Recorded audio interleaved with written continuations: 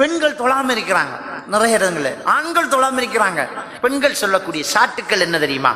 சின்ன பிள்ளை சிறுநீர் கழிக்குது, பிள்ளை கொஞ்சம் பெருக்கட்டும் அப்ப தொழுவோம், அது வரைக்கும் உசுறு இருக்குமா?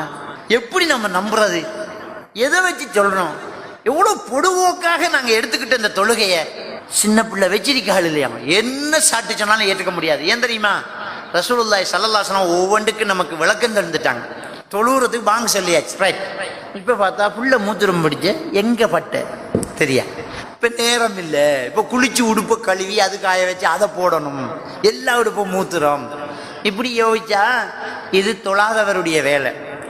தொழுகையை பேணுதெல்லாம் நிறைவேற்றக்கூடிய ஒரு ஆள் என்ன செய்யும் தெரியுமா?